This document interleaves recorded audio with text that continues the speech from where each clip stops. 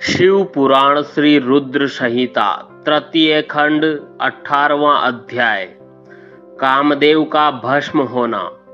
ब्रह्मा जी बोले, हे मुनि नारद, कामदेव अपनी पत्नी रति और वसंत ऋतु को अपने साथ लेकर हिमालय पर्वत पर पहुँचे, जहाँ त्रिलोकीनाथ भगवान शिव शंकर तपस्या में मग्न बैठे थे। कामदेव ने शिवजी पर अपने बाण चलाए। इन बाणों के प्रभाव से शिवजी के हृदय में देवी पार्वती के प्रति आकर्षण होने लगा तथा उनका ध्यान तपस्या से हटने लगा। ऐसी स्थिति देख महायोगी शिव अत्यंत आश्चर्यचकित हुए और मन में सोचने लगे कि मैं क्यों अपना ध्यान एकाग्रचित नहीं कर पा रहा हूँ। मेरी तपस्या में यह कैसा विघ्न आ रहा है। अपने मन में यह सोचकर भगवान शिव इधर उधर चारों ओर देखने लगे। जब महादेव जी की दृष्टि दिशाओं पर पड़ी तो वे भी डर के मारे कांपने लगी। तभी भगवान शिव की दृष्टि सामने छिपे हुए कामदेव पर पड़ी। उस समय काम पुनः बाण छोड़ने वाले थे। उन्हें देखते ही शिव जी को बहुत क्रोध आ गया। इतने में काम ने अपना बाण छोड़ दिया, परंतु क्रोधित हुए शिव जी पर उसका कोई प्रभाव नहीं हो सका। वह बाण शिव जी के पास आते ही शांत हो गया।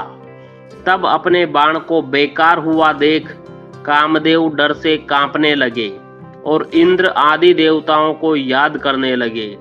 सभी देवतागण वहां आ पहुंचे और महादेव जी को प्रणाम करके उनकी भक्ति भाव से स्तुति करने लगे।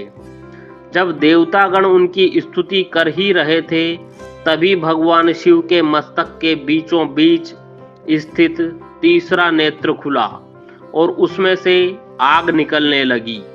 वह आग आकाश में ऊपर उड़ी और अगले ही पल पृथ्वी पर गिर पड़ी, फिर चारों ओर गोले में घूमने लगी। इससे पूर्व कि इंद्रदेव या अन्य देवता भगवान शिव से क्षमा याचना कर पाते, उस आग ने वहां खड़े कामदेव को जलाकर भस्म कर दिया। कामदेव के मर जाने से देवताओं को बड़ी निराशा व दुख हुआ। वे यह देखकर बड़े व्याकुल हो गए कि काम उनकी वजह से ही शिवजी के क्रोध का भागी बना। कामदेव के अग्नि में जलने का दृश्य देखकर वहां उपस्थित देवी पार्वती और उनकी सखियां अत्यंत भयभीत हो गई। उनका शरीर जड़ हो गया, जैसे शरीर का खून सफेद हो गया हो।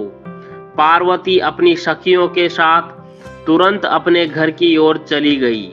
कामदेव की पत्नी रति तो मूर्छित होकर गिर पड़ी। मूर्छा टूटने पर वह जोर जोर से विलाप करने लगी। अब मैं क्या करूं, कहां जाऊं? देवताओं ने मेरे साथ बहुत बुरा किया, जो मेरे पति को यहाँ भेजकर शिवजी के क्रोध की अग्नि में भस्म करा दिया।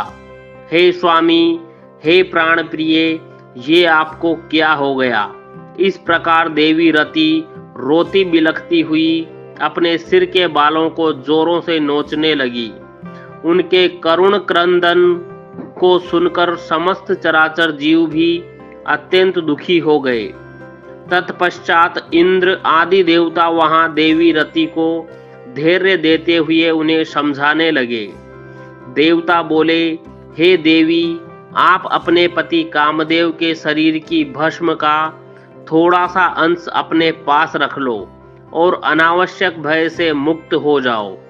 त्रिलोकीनाथ करुणा निधान शिवजी अवश्य ही कामदेव को पुनः जीवित कर देंगे।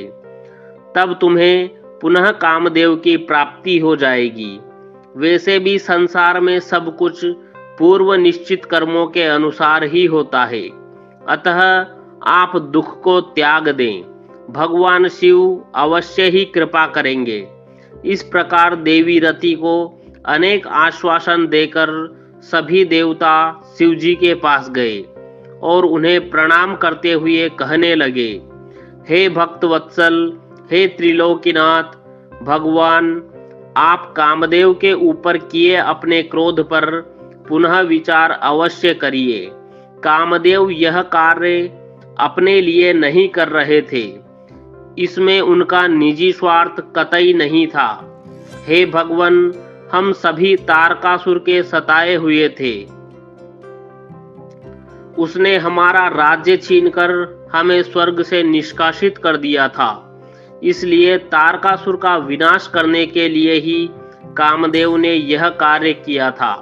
आप कृपा करके अपने क्रोध को शांत करें और रोती बिलखती कामदेव की पत्नी रति को समझाने की कृपा करें, उसे सांत्वना दें, अन्यथा हम यही समझेंगे कि आप हम सभी देवताओं और मनुष्यों का संहार करना चाहते हैं।